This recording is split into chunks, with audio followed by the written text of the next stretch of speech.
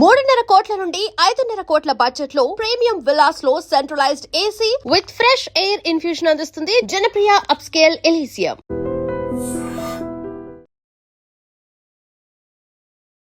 నమస్కారం, welcome to I dream. ధర్మ మార్గం విత్ విజిత కార్యక్రమానికి స్వాగతం.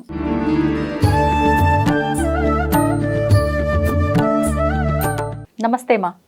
శ్రీ గురుభ్యో నమః. శ్రీ మాత్రే నమః. నమస్తే మా.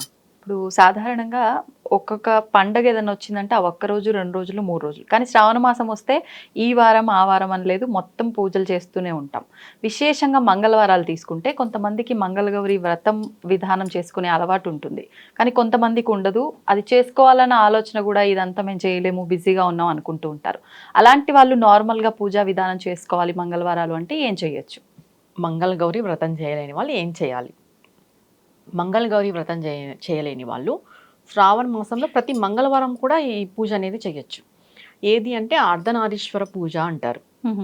అర్ధనారీశ్వరుని ఫోటో తెచ్చుకొని ఇంట్లో పెట్టుకోవాలి. అంటే ఇప్పుడు చాలా వరకు కొన్ని అపోహలు ఉన్నాయి, అర్ధనారీశ్వరుని ఫోటో తెచ్చి పెట్టుకోవచ్చా అని. పెట్టుకోవచ్చు, చాలా మంచిది, దాంట్లో ఏం మనం బెంగపడాల్సిన అవసరమే లేదు. లేదు మేము ఫోటో అదంతా ఏం తెచ్చుకోలేమండి, నార్మల్గా చేసుకుంటాము అంటే పసుపు ముద్దతో చేసుకోవచ్చు. పసుపు ముద్ద ఏం చేయాలి? ఒక తమలపాకు తీసుకోవాలి. ముందుగా మనం ఎట్లా చేసుకోవాలనేది చెప్తాం, కంప్లీట్గా ప్రాసెస్ అంతా. ఉదయాన్నే లేచి స్త్రీలు తలంటు స్నానం చేసేసి ఆ రోజు ఎర్రటి వస్త్రాలు ధరించాలి. తర్వాత ఉపవాసం అనేది మీ ఆరోగ్యరీత్యా ఉండొచ్చు. ఓకే. లేదు ఉండేవాళ్ళు పాలు పండ్లు తీసుకొని ఉండొచ్చు, లేదా లైట్ టిఫిన్ చేయొచ్చు.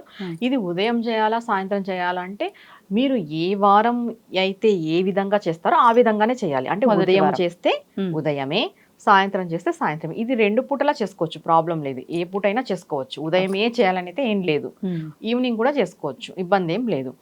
ఇలా ఈవినింగ్ వరకు ఉండే వాళ్ళు ఉపవాసం ఉండి చేసుకుంటారు. ఈ ఉదయం చేసుకునే వాళ్ళు ఏకభుక్తం చేయొచ్చు. మధ్యాహ్నం తినొచ్చు, ఇంకా నైట్ తినకూడదు.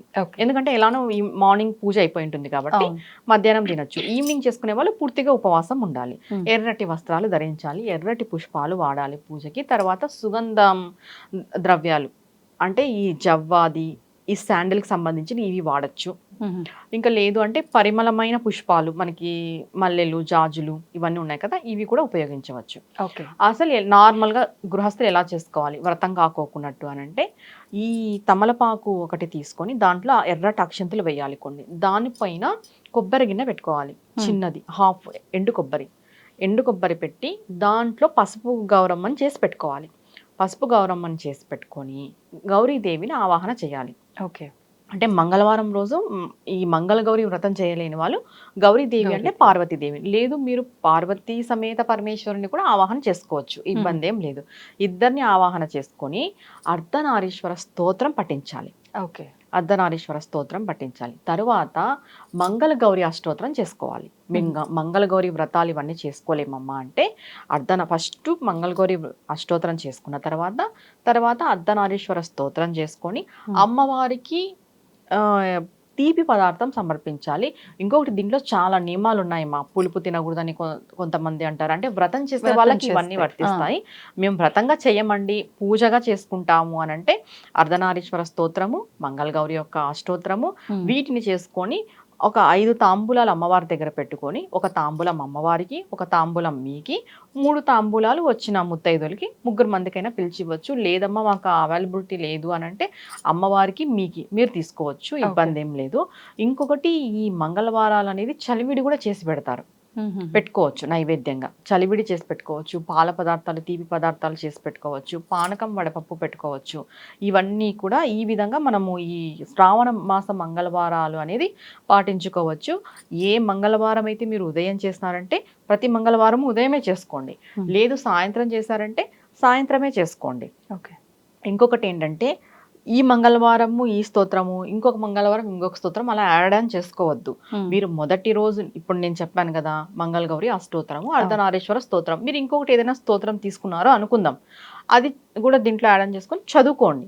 నెక్స్ట్ మంగళవారం కూడా ఇదే ప్రాసెసే ఉండాలి, మార్పు అనేది ఉండకూడదు, విధానం అంతా ఒకటే ఉండాలి. మీరు ఫోటో పెట్టుకొని చేసుకుంటారా, లేదంటే పసుపు మంగళగౌరిని తయారు చేసి పెట్టి, ఇప్పుడు ఈ పసుపు మంగళగౌరి చేసుకుంటే ఎవ్రీ వీక్ ఇదే వాడాలా, లేకపోతే ఎవ్రీ వీక్ చేంజ్ చేయాలా? చేంజ్ చేయాలి.